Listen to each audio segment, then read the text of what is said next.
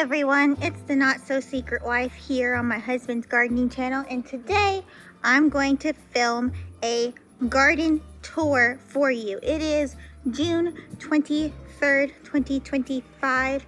It is hot, it is summer, it is 95 degrees here in North Texas, and our garden is blossoming. So I'm going to take you on a tour right now to the bonsai table. I'm going to show you a few of my favorite bonsais that my husband has created. And I'm also going to show you what's underneath the bonsai table, because that's pretty interesting as well. First and foremost, let me show you my favorite bonsai. I call this guy the puffball. He is a little circular bonsai. Don't know the official name, not the gardener, but he grows in a puffball shape, and he is my favorite bonsai. Every time Trenton, my husband, trims him, I don't like it because I like him to be floofy. Next over here we have the mames. There's 6 of them in here. This one's my favorite. He looks cute. Then up here, this guy looks like he needs a trim, but I like the zigzaggy shape of the trunk. And over here we have this guy. He's got some root situations going on right there. I think I should put a little gnome in there. I think that would be funny. And over here is a creation. It's a little forest cutting. It's in progress. It's not ready yet. The eventual idea is that we're going to put like a pathway through here, and it's going to look like a little miniature forest with a little hiking trail through. That's going to be super cool. Down here, we clearly need this to give this guy a haircut. These are some twin bonsais, pretty cute. And then I wanted to show you what's underneath here. Down here is where we're going to spawn some mushrooms. We've already put the mushroom spawn. Kind of came in a brick, looked like mold. Husband kept it in the fridge for a little bit of time. And then he mixed it into this dirt pile. And in theory, we're going to get some mushrooms that are red in the fall time. And he specifically got the red ones so that we don't accidentally mix them up with the white ones that are not good for you. Over here, I like this plant because it's got the zigzaggy branches. And I think that's very interesting. It's also got little tiny leaves, they spread apart. And this one is my husband's favorite bonsai. He worked really hard on it. It's in a planter. It's got a car alarm. Just gonna keep going. Got a planter that was broken, but we put the gold dust on it, glued it back together. And it's also zigzaggy shaped. And then we got this. I think this is a tomato plant, but there's no tomatoes on it, so that's TBD. But it's very bushy, so that means it's alive. And then we got this flower. This flower is sunflower. It's a blood orange sunflower type of situation. Don't remember the exact name. Doesn't matter. It's adorable. And then we got this bonsai. Let me give you the full effect. It would not stay up in its pot, so it got tied to the bench. And then we have our wall of tomatoes. So that is a tomato plant. That is a tomato plant. And you notice around the garden, I showed you some a little bit earlier on the bonsai bench, we had a bunch of mouse traps. Here's another one.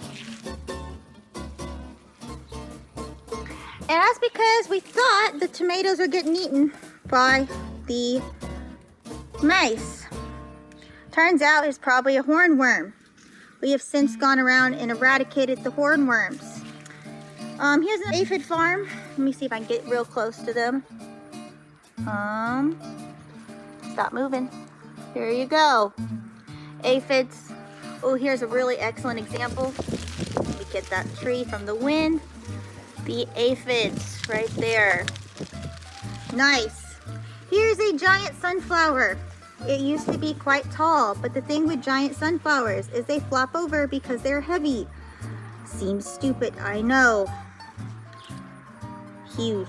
Okay, then we got this plant. Don't ask me what that is, don't know. Pretty sure this is a watermelon of some type. Next, heading over here, we got more tomatoes. And also what I believe to be squash, but it is clearly very, very sad. So we just pretend it doesn't exist. And of course, we have more tomatoes. Over here, this is a tree. Behind that tree is more tomatoes. Here's a second giant sunflower. This one hasn't opened yet, so you can see quite how tall it is. I'm short, I'm like 5'2", and this goes halfway up the mid fence, so it's probably like 10 feet tall. These are zucchini plants. They have a bunch of flowers, so probably gonna get some zucchini soon. In the middle, we got some bean plants. We're gonna put a trellis up very soon, so that way we can put the beans on a trellis or some sort of string situation. Over here, looks like another squash plant. Super cool. Going back here, another tomato plant. It's pretty empty back here right now, but that will change. This is another sunflower plant. This is a branching type of sunflower plant. More of the native kind. It's got a little tiny sunflower. It's about smaller than my hand, okay? Here, this is a tomatino squash. It is the only type of squash that grows in our garden that does not get eaten by squash vine borers. There's a reason for that. I don't know the reason, but it is the only one that we have managed to actually grow. We'll probably be eating that for dinner tonight or tomorrow. Seems delicious. Down here, we got some really, really sad looking tomato plants. Clearly this one has had some damage by a hornworm. You know that because all the leaves are gone. So you can see, we think we went around, we killed that hornworm the other day. But it is something that we are going to have to deal with. We'll see what happens here. Then we have Stumpy. Stumpy has a fungal infection. Don't really know what it is, but it looks gross and disgusting, and those are hard. Hard little fungus knob things, disgusting. Before I go to the other thing, I'm gonna go over here. This is a Vitex that basically falls over every time it's windy. Here is a tomato mess. We let this plant just kind of grow and grow. We didn't actually trellis up the tomatoes, and so because we didn't trellis up the tomatoes, they just grew into a mess, and then we got sick of them and we tied them together. It's still producing some fruit, but these are not our high production tomato plants. Over here, these are some plants that specifically we got from a nursery, real cheap, and then we're cutting it, making it in a bonsai. Some more plants with pretty yellow flowers. Over here, here are our sun gold tomatoes. This strange looking thing is a green onion that grew and flowered. Down there are leeks. They are leeks. Then we have our sun golds, beautiful gold tomatoes. They're delicious. They don't get much bigger than that, but they are yummy. We have our really good production tomato plants here. Excellent job. I'm gonna swing around here. Down there, I don't remember what that is. Got some plants through the middle there. Another giant tomato plant. Let me turn around here. This right here is a grapevine. We thought it was dead, so we cut back, and then we realized, oh gosh, it is not dead. So it has been growing along, and believe it or not, it is growing us some grapes. Look at that. We're going to have a grape bushel. Oh my goodness gracious. Down here, this is the stupid bed, as I like to call it. I think it's corn. I think it's corn, but I call it the stupid bed because it constantly is getting stepped on because it is in a kind of terrible location. But it will hopefully grow some corn that will not get eaten by birds. We've not had good luck with corn, but we're going to keep trying until we get it. Over here, we have more tomato plants. Notice they go up way, way, way high. We need to prune those down soon because we want them to be producing fruit this way. Over here is the pride and joy of my husband's garden. This is the pepper bed. Now, we had a little bit of a pepper situation this year. This bed was filled with alliums, which took forever to finish, onions and garlic, and so the peppers got in a bit late, but they're in now and they are producing. Now we had if you watched our video a couple weeks back, we had a greenhouse disaster. Right as these peppers were in their beginning stages. And so what that means is that all of these seedlings got completely mixed up and we couldn't tell you which is what pepper. We know now as they're growing that some of these down here, this is some bell peppers. And we have some shishito peppers in here. We have some jalapenos in here, some Thai hot chilies in here, some cayenne peppers in here. We do not have habaneros because the habaneros, we tried about 4 times to get them, the seedlings to work, and it just never did. So we do not have those. We have quite a variety of peppers in here. Here's some beautiful bell peppers. They're about to start ripening, so that means that it will be time to pick them very soon. And that is what we will be eating on our pizzas probably. Over here, additional tomatoes. We've been making our tomato sauce the last month or so. It's absolutely delicious, easy recipe. Everything that goes in there is from the garden. And these tomatoes over here have been doing excellent work for us. Minimal pest damage on these type over here.